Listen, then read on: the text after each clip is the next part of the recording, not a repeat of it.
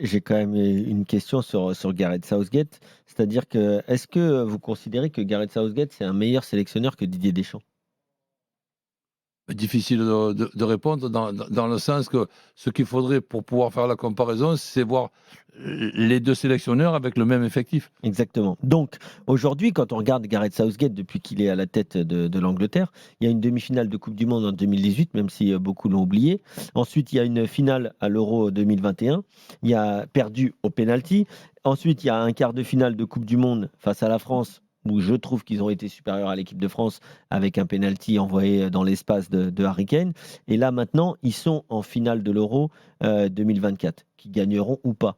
Donc ça veut dire que si on se place sous le prisme de certains qui défendent notre sélectionneur à nous, on pourrait dire que Gareth Southgate, il gagne en fait.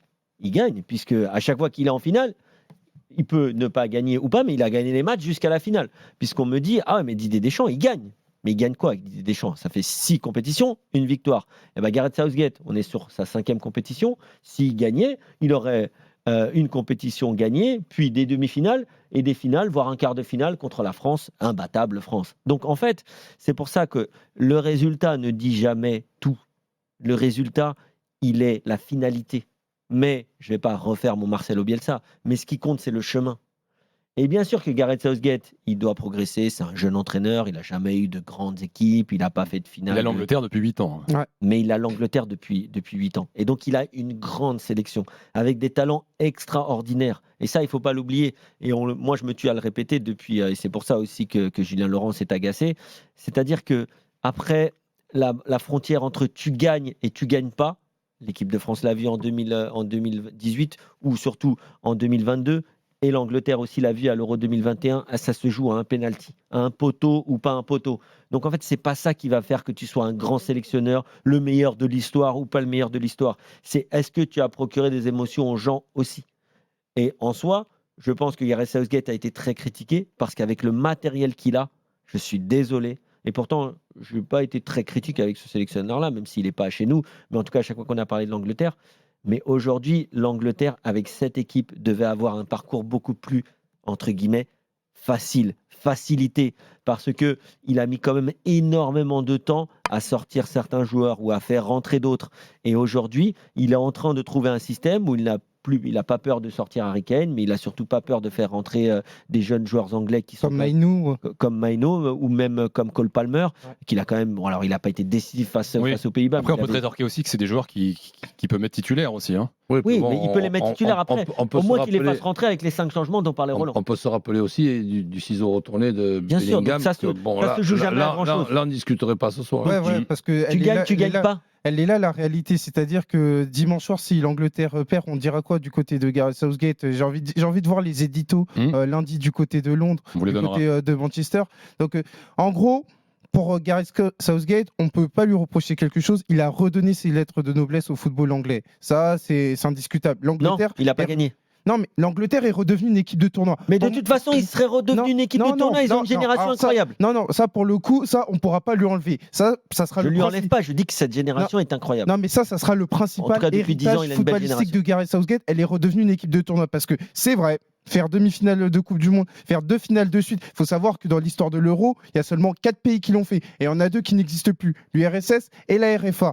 Et donc, par rapport à ça, on est obligé de donner du respect à Gareth Southgate. Mais maintenant, moi, j'aime pas cette idée, Thibaut, que la fin justifie les moyens. C'est qu'en gros, là, j'ai le sentiment que du côté de la presse anglaise, parce qu'il est à 90 minutes, voire 120 minutes d'aller gagner une finale d'Euro, on va être du bon côté de l'histoire.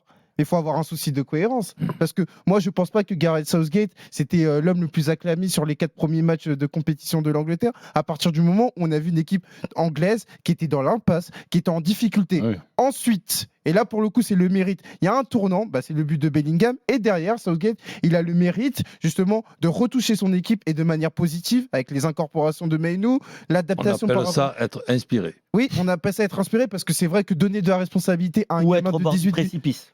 Oui, voilà.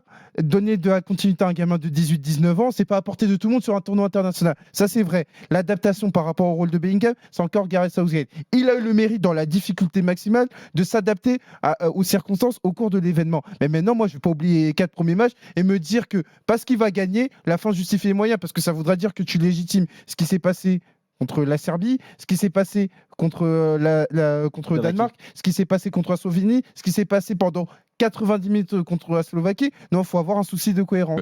Il aurait été porté par la chance cette année, tout simplement. Mais sauf il n'y a pas que de la chance. Il fait quand même finale d'Euro il y a 3 ans. Il fait quart de Coupe du Monde, demi juste avant. Ça peut pas être de la chance à chaque fois. On peut se pencher aussi sur les comparaisons qu'on fait. Je ne vais pas inventer le proverbe « comparons ce qui est comparable ». Si par exemple, on veut comparer notre équipe de France, celle qu'on vient de voir là, avec 2018, et qu'on parle de Matuidi, couloir gauche, pour équilibrer cette équipe. Pourquoi pas? Après, c'était Sissoko, couloir droit. Mais essayons de nous rappeler un petit peu ce que nous avions au milieu. Au milieu, nous avions Kanté, Pogba et Griezmann. Donc aujourd'hui, on a Tchouaméni, Rabiot et... Kanté. Et Kanté. Ouais. Mais Kanté dans un rôle de numéro 8 qu'on voit, 6 ans de plus, et qu'on voit souvent dans un rôle de numéro 10. Et ensuite, 3 attaquants. Cette équipe de 2018, malgré le fait que Matuidi monte d'un cran et ne soit pas à son véritable poste. Mais le reste, je la trouve nettement meilleure et beaucoup plus équilibrée. Même si Mbappé jouait côté droit, quand je m'imagine le Mbappé contre l'Argentine qui fait ce sprint de 50 mètres, j'ai dit, mais qu'est-ce que c'est? Il a une mobilette ou quoi? Donc je dis, comparons ce qui est comparable. Et pour en revenir, aux Anglais, ben les Anglais, ils se permettent, eux, de mettre 4 joueurs qui, en plus, sont très forts. Kane, Saka, Foden et Bellingham. Mais rien quoi. Mais nous, on les a pas.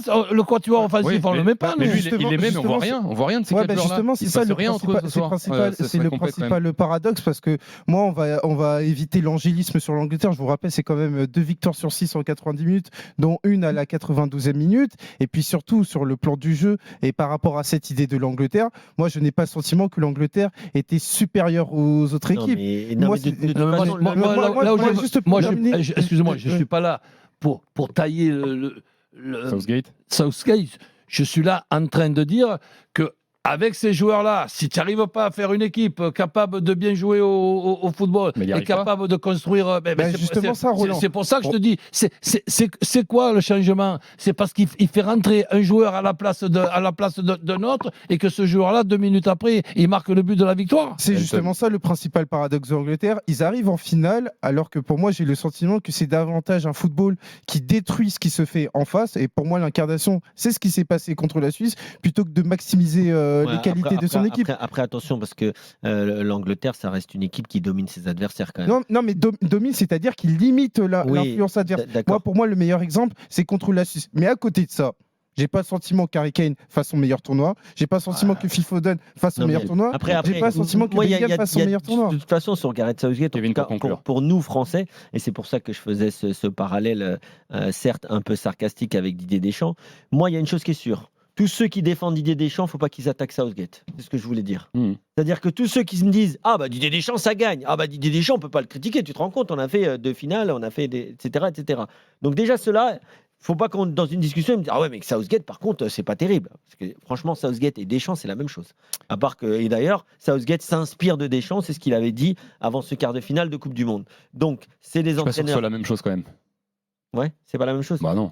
Tu peux y voir des points communs où le résultat prime avant tout. Je suis d'accord. Mais moi, je rejoins Roland sur il y a quand même des réflexions. Et même ce que nous disait Marwan. C'est quoi les réflexions d'idées Par exemple, le Matuidi 2018, ce genre de choses. C'est l'invention du siècle. Je vais mettre un milieu défensif ailier gauche pour encore mieux défendre. Ah d'accord, donc 6 ans après, ça compte plus. Tout le monde a dit bravo quand on a été champion. Qui a dit bravo, mec? Tout le monde. Non mais là, tout le monde quand on était champion en 2018, tout le monde a dit bravo. Non, déjà pas tout le monde. Mais pour revenir sur excuse-moi, non, il n'y a pas à dire bravo. Il n'y a pas à dire bravo. Mais attention. Et donc j'allais dire que, bien sûr, l'Angleterre a une force offensive qui est très forte, qui est très costaud, c'est très technique. Après, il faut les faire jouer ensemble. C'est pas des gens qui, comme les Espagnols, grandissent avec le même projet de jeu, grandissent avec la même vision du foot. Donc, il y a quand même une culture de club aussi là-bas qui est très forte. Avec, voilà, je suis pas sûr qu'on est formé de la même façon à Chelsea que Arsenal ou que à Liverpool. Les faire cohabiter. Voilà, c'est difficile de les faire cohabiter, mais ça, c'est historique. Ok. Et par contre, et c'est la dernière chose que je dirais, et on va conclure. Gareth Southgate, il a Pickford au but. Merci. Roland, le mot de la fin. Il n'a pas les amis, le mot de la fin, c'est une question. Est-ce que tu penses que le chat noir Kane avec Didier serait un chat blanc ?